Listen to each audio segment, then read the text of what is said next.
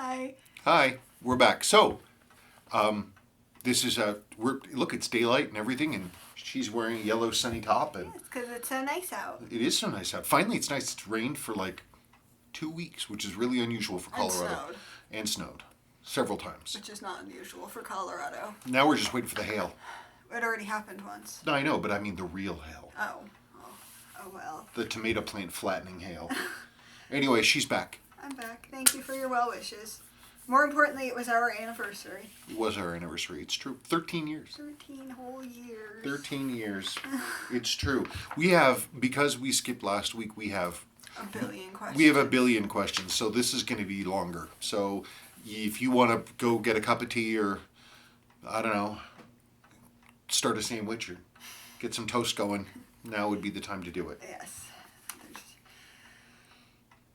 Okay, from Adrian Hargreaves. Love your videos, and I think it's time you started doing customary wristwatch checks. Cheers, guys. Okay. I just grabbed this.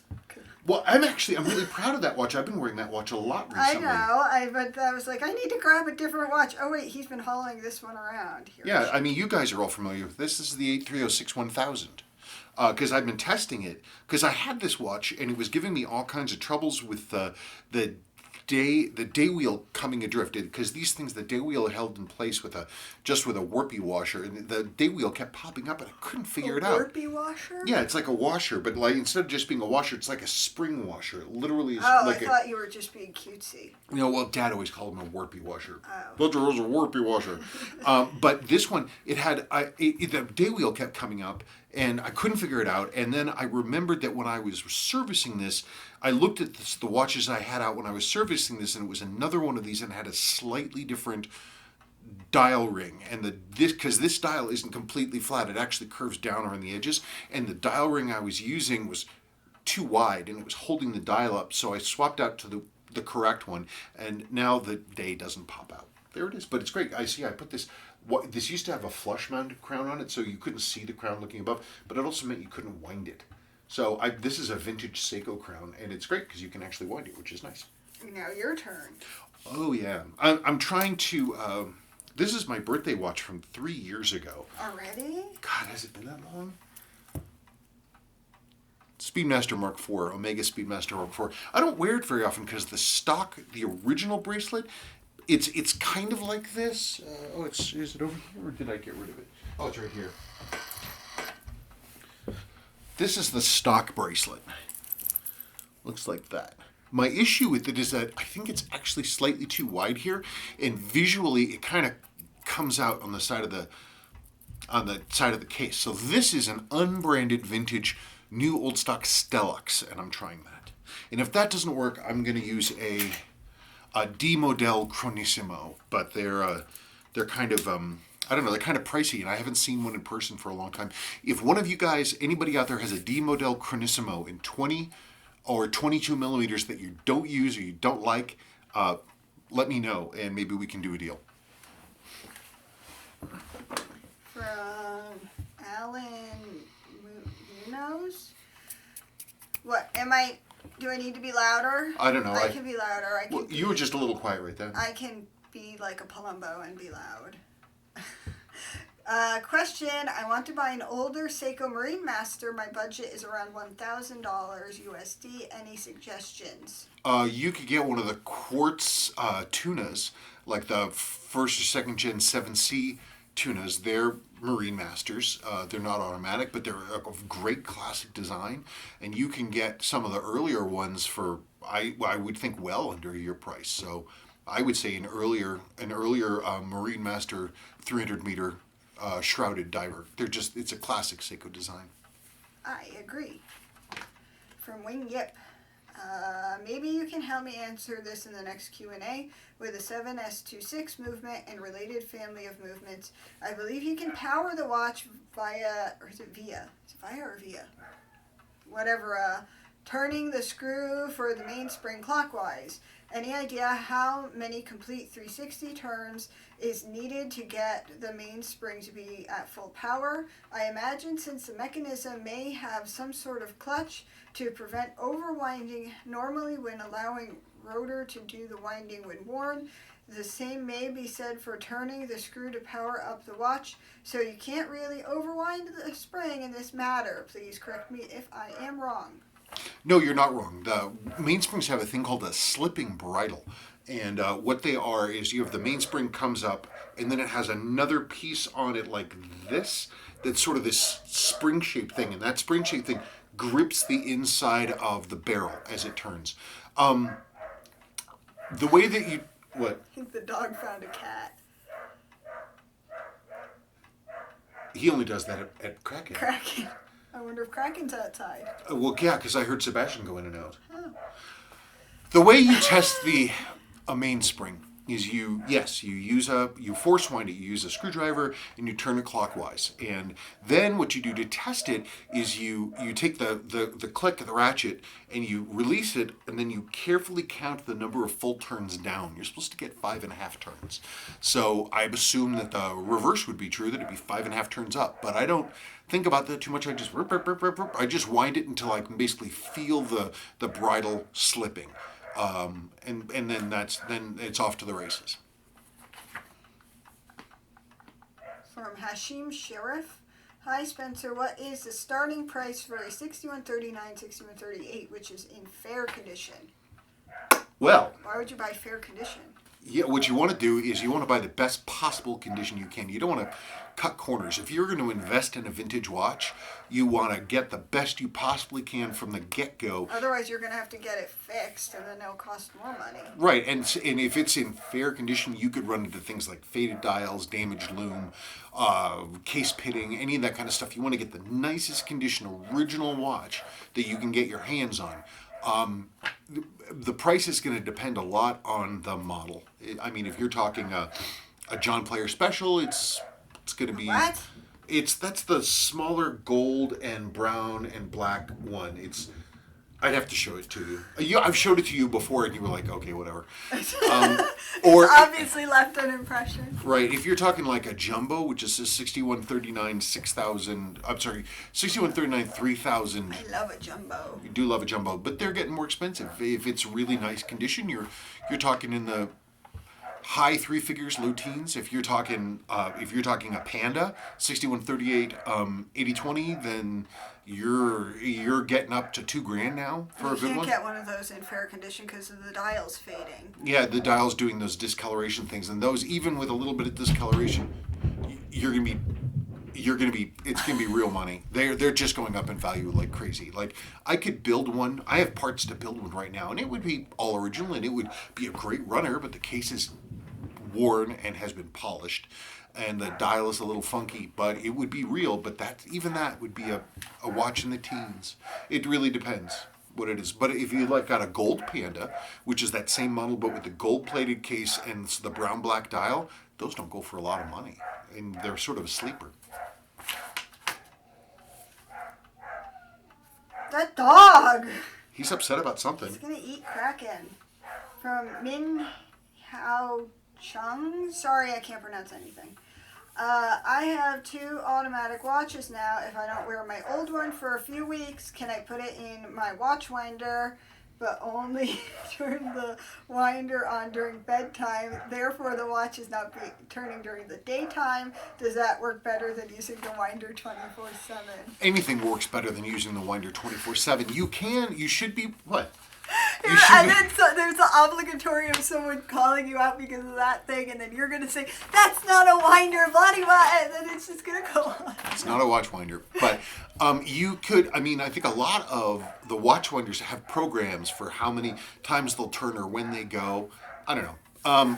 If yours is a non-programmable, and the goal is just to have the watch running all the time, I don't know. At that point, you're just using it. Might as well run it. But I would have it wind the minimum amount of times needed. If it's a hand winder, just hand wind it. Don't put it on the automatic winder. Just hand wind the darn thing. What? Duh. I don't know. Talking to people like they're dumb. It's like when it comes to to watch winders, I don't really know anything about them because. Well, then stop trash talking them. Uh-oh. We're going to have to pause. Why are we going to have to... Because he's going to talk. I need to go get him settled. What? What, Daddy? What, Sebastian? That's right. Sorry, we have an audience. What's up, little man? Water cup. Water cup. Water cup. Why don't you pause? Oh, let's pause. And we're back. What was going on? I'm eating chocolate. Oh, well, that's fine. She's eating chocolate. I'm not. You were yelling about watch winders. Well, I wasn't yelling about watch winders. It just, it's like asking me my opinion about the, pneumatic suspensions on 59 Cadillacs. I never worked on them. Don't know the first thing about them.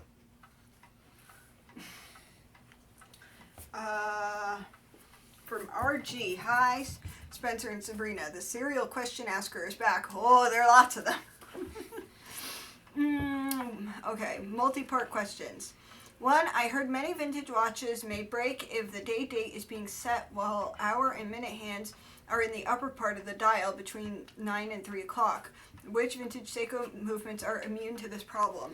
I wouldn't say there's some that are immune to it. They just like the 6105, 6106, 6119, 6309, 6159. Those are immune to it. But to me, it's a real bad habit to get into to even think about it. Just I would suggest pretending that every watch you touch is a live grenade between 9 p.m. indicated and 3 a.m. indicated. So whenever I grab a new watch, I get it running to the point that it's ticking. Wait, what about 9 a.m. and 3 p.m.? Because you're not interfering with the calendar pushing over.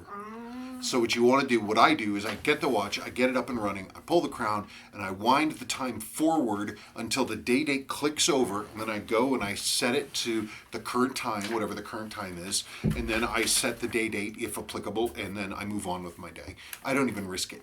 I mean, they have the 6000 series, 6100, 6105, 6106. The date finger is the way that corrector works is that it's a three thing. You have the big gear sitting on the bottom, then you have the finger itself, which is like a C-shaped plastic deal with like a little point on it that catches the date, and then you have the top, which is for the day, if applicable. Oh my gosh! He's so big compared to last time. Who's a big boy? Oh my god! I told you he's heavy. Oh! He ate an entire pizza. Small pizza. I wasn't here. No, It's a small Chicago-style deep dish pizza. He ate the whole Because thing. we weren't here. Sadie was in charge of her brother and was not paying attention. Anyway, so the way that C shape works is that if you advance the date, it comes forward and it pushes that flexible C shape in. On a date, the top piece, which is metal, has a little finger on it, and that, if you advance the day backwards, that has a lot of slop built into it, so it can go backwards. So you'll be fine, but again, treat it like a live grenade. Treat everything like a live grenade, honestly. It's harder to get in trouble. I have nothing to say. I tried to think of a quip to come back with, but my brain. Rocket's eating a ball. Yeah, he's eating a ball. He ate a whole corn cob the other day. He's kind of fat. My recently serviced 6139 just got a day wheel misaligned. Does the entire movement need to be cleaned and re-oiled again after an intervention to fix the day wheel? It shouldn't. If it was serviced recently, it should be fine. Pull the hands, pull the dial, pull the day wheel, index it so that it's correctly adjusted. Then what you need to do with those things is you get it into a staking set. You make sure that it's set the way it's supposed to be, and the way that's held in, those day wheels are extremely thin aluminum. And then they sit on a star wheel, and the star wheel kind of comes up around it like this, and then this top piece is sort of crimped down. You need to get it aligned correctly, put it into a staking set, and sort of just tap that down a little bit. It'll hold it in place, and you'll be fine.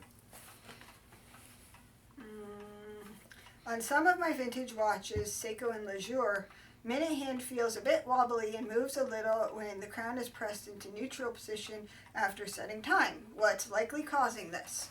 I mean, so there's like not a lot of resistance? If you pull the crown and you're setting the time and it feels like it's just floppy, sloppy, easy, you've got a worn cannon pinion. It depends what you mean. They shouldn't really move at all once you do that. If I'm working on a watch and I press the crown in and I see that minute hand like move a little bit like this, I'm like, I would have already noticed if it had a worn cannon pinion, but if it wasn't worn enough that I noticed it, but then I see that movement, I'm going to make a note to check the cannon pinion, and chances are I'll find that it's bad. Or the center wheel, one of those two things, because they go together. I got quite fascinated with vintage Citizen watches recently. They seem to have done some exquisite engineering back in the day, like 8110 flyback high beat automatic and small chronometer. What do you think of them? I don't know as much as I should. I have one 8110 here. I looked at it. It looks like very nice technology. Citizen has always done really good stuff, even today. Like their solar eco drive technology is fantastic. Like their power cells are supposedly going to be good. They'll still be 80% good in 20 years. I mean, that's something Seiko's never even come close to doing. I mean, their kinetic technology barely works. I have a lot of respect for Citizen. They've done consistently great work. I have a 1968 Citizen 7-star Parawater diver that's beautiful. It's a beautiful watch, and it has hand winding and it's automatic. Citizen does really good stuff. I don't really do much with modern Citizen. I tried buying him some, and nobody ever buys me watches. Nobody ever buys me watches. I have to buy me watches. Well, it's like they're the... I only know some stuff now. Back then, I knew nothing, and you're over here complaining that nobody buys you watches. So then we're watching football, and I see the Eli Manning commercials. Like, okay, those are watches, freaking whatever. And then I buy them, and you're like, wow, thanks. And then they get sold, and I lose money on them. The end. So if you bought an Eco Drive, congratulations. But I mean, Eli Manning. I don't know. There were all these stupid commercials for watches, and you were complaining, and I'm getting all hot yelling at you. Eli Manning, he eats crayons in his spare time. Well, there's somebody else in the commercials now, but I don't remember who. I don't know either. I should get you Tony Romo Skechers. That's what I should get you. I'd wear them. I would totally wear them. Not a problem whatsoever. Okay. Yeah, it's just one of those things. Buying watches as a gift is. Nobody buys me watches. Oh, I have people write me and they're like, hey, I want to buy something. I want to buy something for my husband. I want to buy something for my boyfriend. I'm always very hesitant because it's like, man, you just don't know. I mean, I'm picky, but like watches are really, really personal, and it's really, really hard to try to figure out what will work or not work for somebody. And people ask me, and I'm like, I'm pretty hesitant about that because chances are very, very good that I will be wrong. Yeah, because you don't like chronographs very much, except for that one. Well, I wear chronographs, but like I only wear black dialed watches, and there's certain sizes that I'm okay with, and markers have to look a certain way. It's really annoying. There are a lot of annoying things about being me, but that's one of them. It's just like it's impossible to enjoy anything. Okay. I am a Gen Xer.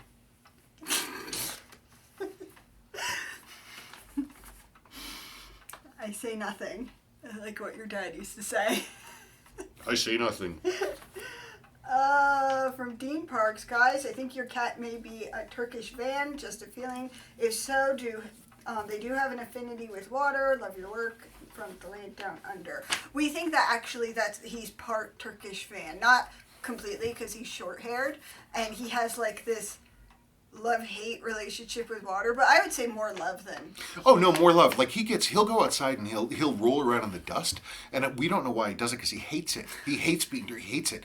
And the last time he was really dirty, he came in, someone managed to bust into the bathroom while I was taking a shower, and he was standing on the side of the tub with his head in, getting his head wet, and he was crazy. Screaming at me, so I picked him up, and I just held him in the water, and he was just there. And he was fine. And he just sat there, and I carefully washed him off entirely. Would you guys wash a cat when you're naked in the shower? Anyway, I washed him off, and then I released him, and he was fine. And he was so soft afterwards. I know. Any other cat would have ripped your anything off. Anyway, from Michael Sands. Oh my God, that was only one page? No, that was 2 pages. Jesus, there's 5 pages of questions. I can stop. No. Great video. Here are some Friday questions for you. How do you know what to set the lift angle at on the time grapher? Well, What is the lift angle anyway? Good question. I want to know. it's all about the internal geometry of how the watch is designed. You have the escape wheel, which has all these different, and it's called the escape wheel because that's how the power from the mainspring escapes from the watch. And so it turns constantly, and its teeth interact with the pallet fork, which is that literally triangle-y kind of thing with the two stones on it. It goes back and forth like that. And the lift angle is the angle at its geometry about that the stones lift away. They lift away, and it goes back and forth. It's all about the geometry. There is a way to tell. There's a mathematical formula to tell the native lift angle of a movement by looking about how many degrees of rotation you get in the balance when the pallet fork locks and unlocks. I've never actually done that math. What I do is I Google the movement, and then I look to see if somebody else has already done that work, and they're almost all online. And so I'm, of course, trusting that some unknown person has done their work because I refuse to. But then, I mean, that's where a lot of these things come from. I mean, you look at these things, and there's horological boards and professional resources Speak of the that devil. that give us those lift angles, and that's what I do. The main thing about the lift angles is lift angle is critical to know so you can get the correct amplitude. It doesn't really have any bearing on, say, accuracy or beat error. That doesn't really matter, but for amplitude it does. The lower the lift angle setting, the lower the relative amplitude, and so that can be important. Speaking of, he appeared him. He heard us say his name. Milo. Hi. He's purring. Anyway, so that's the thing. Oh wait, there's Kraken. Oh yeah, she's asleep over there. Anyway, so I hope that answers your question. Well, there's more to it. Oh.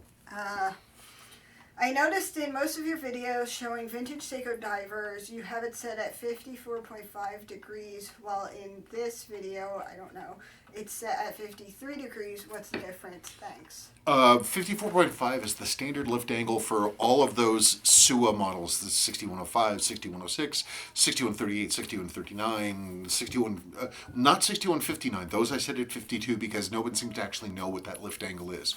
And that's a high beat, it's a different thing.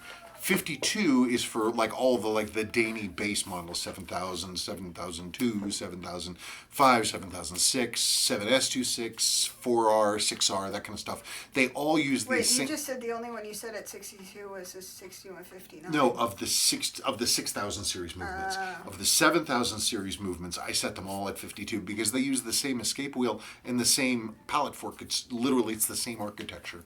So those are all, according to the online world, it's 52 degrees, 53 for those. Okay. From Carlos C. Hello, Spencer. Question for Friday. I've been looking at a Seiko 7017 8000. Anything you could tell me about them regarding their movement or price value? Other than that, thank you and have a great weekend. Those Danny chronographs, they're great. They're really durable. Their Danny's stuff, their movement tech is really, really good. They don't have a number of the Achilles heels that the SUA 6000 series chronographs had. Those, they need to be in good condition. Most of those were not imported into the United States. A lot of them I see come from Southeast Asia. You just got to be really, really careful when you buy them because they're going to tend, the vast majority I've seen, unless they've come from the United States, have been pretty badly beaten. And you want to make sure that you get a really good one. I always recommend to go for the cosmetics. Look for good original loom. Look for an unpolished case, even if it has a little bit of wear, because you just want to be careful. Also, servicing them is pretty straightforward if you know what you're doing, you have familiarity with them. If you have somebody who's never dealt with those before, even if they've had chronograph experience, dealing with a Danny chronograph is kind of dicey because they're pretty lightly built and pretty tightly built as well, and they have some real quirks. They're even more sort of reliant on spring tensions than the SUA ones. They have to be set up correctly, and I don't know. They're not super complex, and if the person working on them is familiar with them, it's pretty clear sailing. 7017s, they have a good number of diafix settings, and those have to be done correctly. But when serviced, they have great amplitude. They blast along. They're accurate. They're nice. From James Delaney. Spencer, just an interesting observation about the Blue Alpinist. It's limited to 1959 pieces, but I've yet to see one numbered over 1,000 anywhere. I wonder if any of your viewers have spotted a higher numbered piece, or if Seiko did not release all of them yet. This is the Blue Alpinist, which is here. I did a review of it the other day.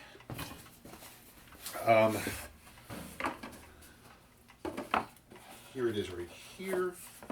So this is the Blue Alpinist that he's asking about. I did a yesterday's watch review today of this watch. Where's it from? This is a brand new limited edition for Hodinkee. And so this is, normally they're green. This is the Midnight Blue. And they're a limited edition of 19 however many things. The number's on the back. 59. 1959. This one, after reading this question, I actually poked around online. I didn't find one over 1,000 either. I don't know. That's a neat watch. Yeah, it is a neat watch, and I've actually been going back and forth buying this one. Actually, I've been considering it. I can't give my opinion. I'm not going to give you my opinion. No, my opinion. I'm not asking for your opinion. I've been going back and forth on this one. He sent it to me because he bought it on a whim, and then it came here, and I like the one that the Alpinist people really have. It's green with gold, Right. And it looks kind of garish to my mind.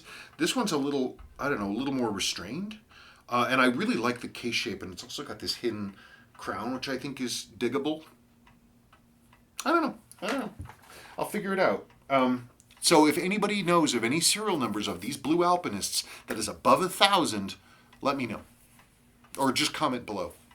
From Chill Will 120. The green SARB. That's the green Alpinist. Okay. 017 is by far my favorite modern Seiko and the only one I own. I love that it is sort of dressy and not a diver, but still rugged with 200 meters water resistance. The green and gold version also has this vintage sort of Victorian vibe to me. It makes it feel like it would be worn by an English explorer in Egypt back in 1901. It has kind of a Tiffany thing going on, actually, to my eyes. I wish the tops were flat, but I have to look it up. So what? What? I want to know. I can't remember what it looks like. It looks like this, except it's green. Well, can't I? Yes, of course you look can. it up? Of course you can. You can do whatever you want. It's a watch. Yes, it is.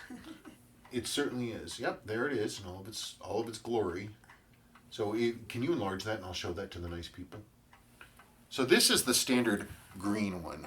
I don't mind it. I don't really like colored titles. See, this was like almost black, and so that actually it seems a little more restrained to me. And it's got an internal diddly thing. See. I know. It's CSU colors. Oh, it is CSU colors. That's why you don't like it. I don't like CSU colors, and I went to CSU. There, I figured out the mystery.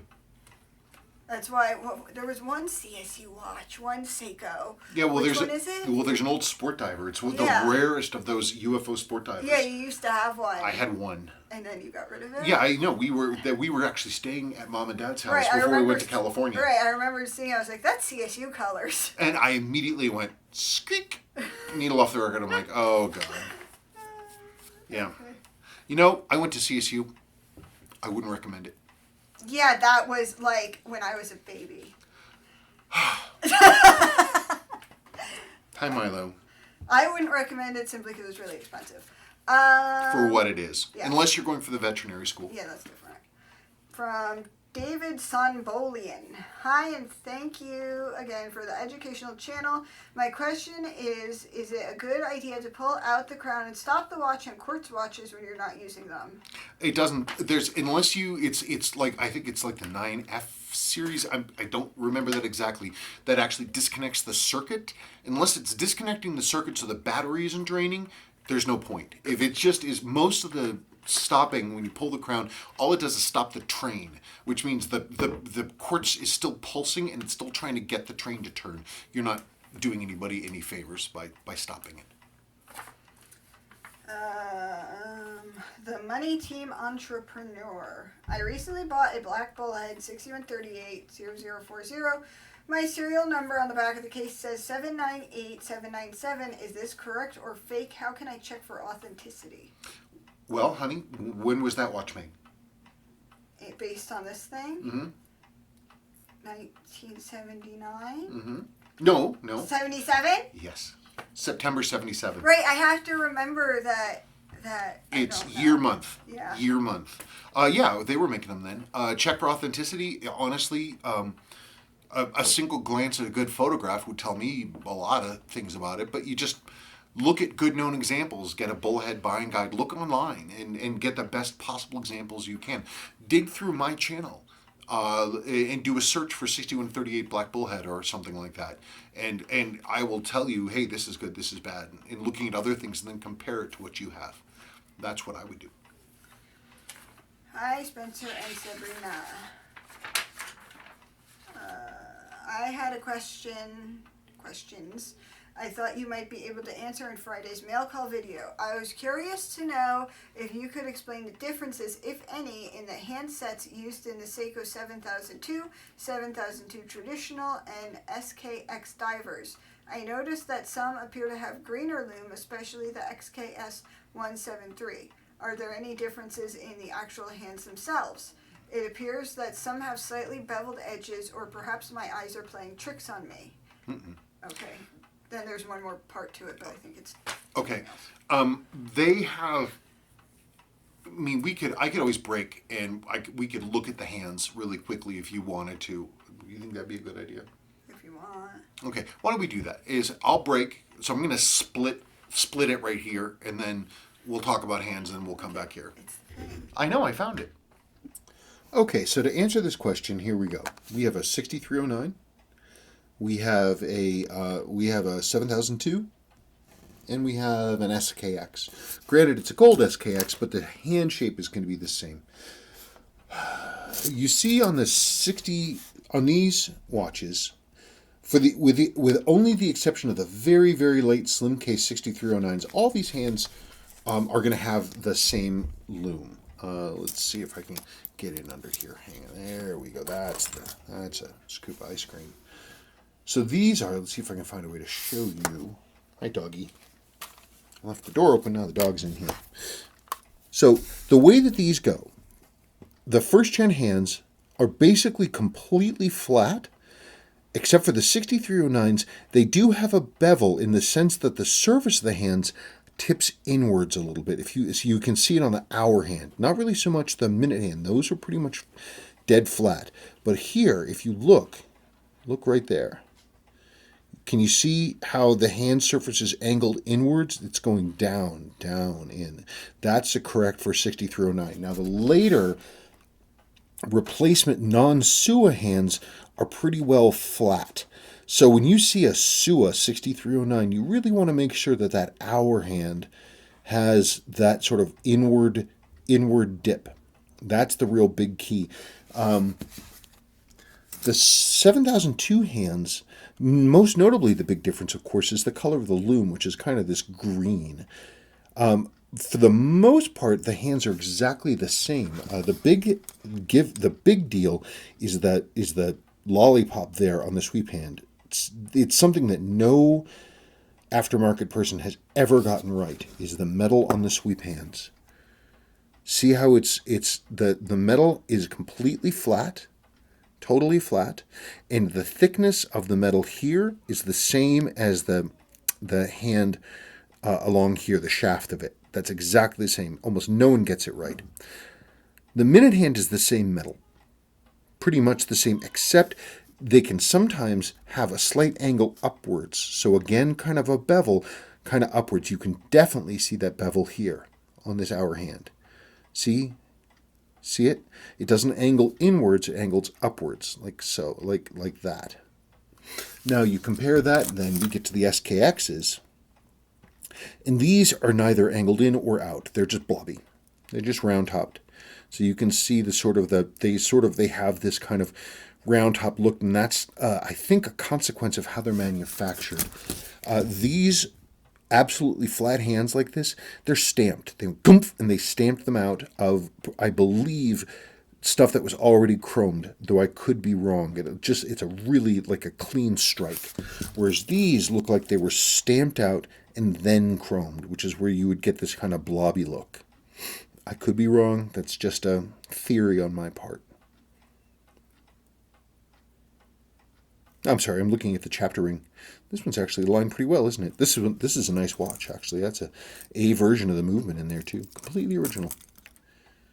It's funny. Seiko's been making these for a long time. I don't think they've ever sold particularly well, but Seiko's never stopped making them.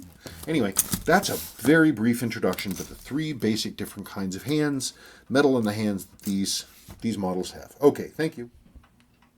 It's watches. Yes, it's watches. Next question. Also, are there any differences between these and the handsets used for the 6309 and current total reissue divers? Well, I think I will have probably gone over that over at the bench. Sorry, I should have read the whole. That's okay. thing. We record these videos and then I split it where we're going to go and check out this other stuff. So we're going to go over all that stuff and we will go from there. Sorry. It's been a long week. I know. Thanks, Nathan, at 4 p.m. Oh, yeah. Of course, I see you on Instagram all the time. Okay, next one. Hello, Spencer and Sabrina. Hope all is well with you and yours. Another question for the Friday Fun video. When regulating an automatic movement, such as a 7S26 or 4R36, what's the best way to move the regular arm? It's so small it seems it moves too much and results in too much adjustment. Is there a trick or specific tool that works best? I look forward to all of your new videos. I've learned a lot just watching and listening. Thanks, Jim Delaney. I use real magnification. I get in very close, and I will tend to use a jeweler's screwdriver, a fine one. Not super fine, but you want it to be stiff. But then I actually, when I'm in there, when I'm working on it, I don't want to have it, you get stuff where it moves too much, where it's like you're building up pressure and then it goes, ugh. So what you want to do is you want to have control over it.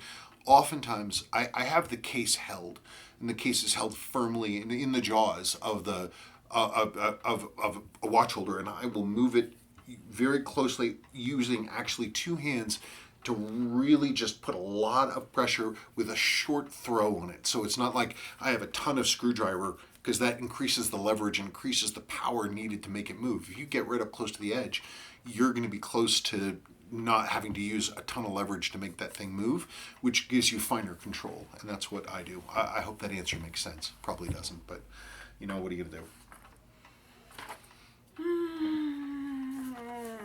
That's a lot of questions. Really? Yeah. Sabrina and Spencer, happy Friday. Happy Friday. Happy Friday. It's almost Willow's birthday. It is. She's going to be 6. She's going to get a pink cake. Yep. I hope you're both well as I can be. That's me saying that, not him. For the questions, 1, if I'm remembering correctly, you refer to yourself as Watchsmith, a title I like a lot. How did you come up with that? I don't know. It's a term that people use. Some people have heard it. Some people haven't. I just can't come up with a more elegant, simple term. I don't know. I'm a mechanic, except that I work on watches. I don't know what the watchsmith is. A little more hoity-toity, but I don't know. What are your thoughts on the title watchmaker? To me, this title can actually be misleading. I would think that'd be like one of those guys in Switzerland who make watches. Who's literally making the watch. Right. I don't make watches. I can build watches. I can, out of parts, if somebody makes and designs them, I can maintain a watch. I don't make watches. Unless, of course, you want to think about some of the crazy mods I've done. But even then, you're not like machining like. I'm not like that. I'm not like that crazy guy in Australia who does who's remaking the Antikythera mechanism from stocks, sheets of metal, machining everything by hand. That guy's a clockmaker. I'm not the watch equivalent of that.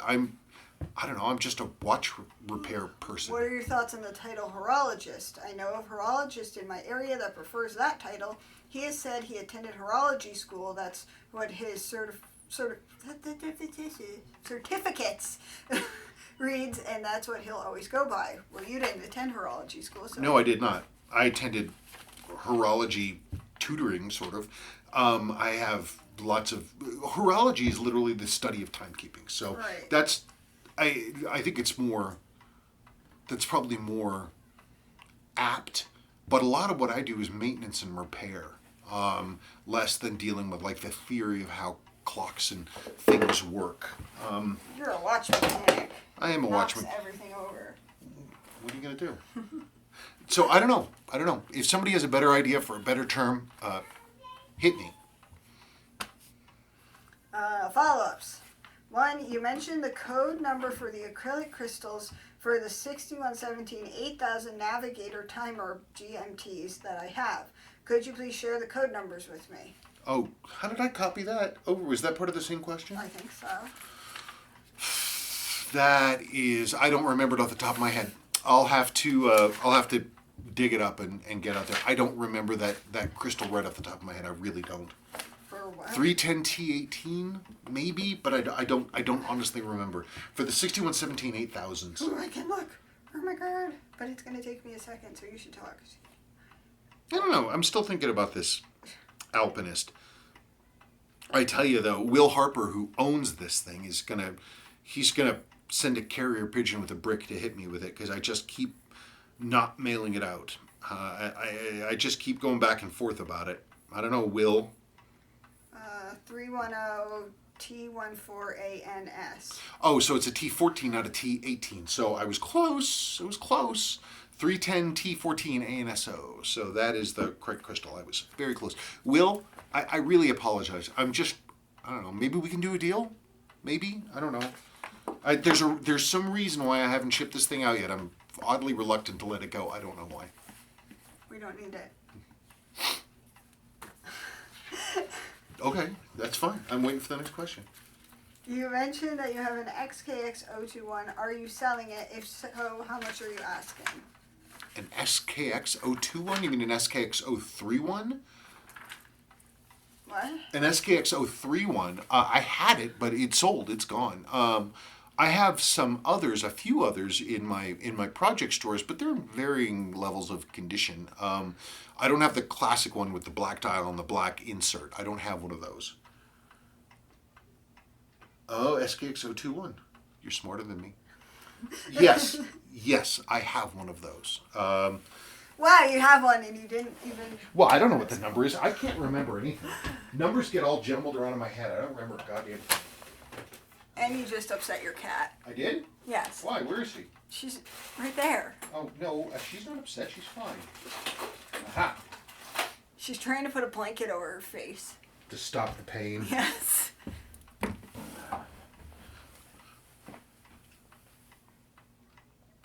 There it is. Actually quite rare. This is a Philippine special. I mean, it's not badly damaged. It's original. I need to swap the case out. The crown threads are all jacked up.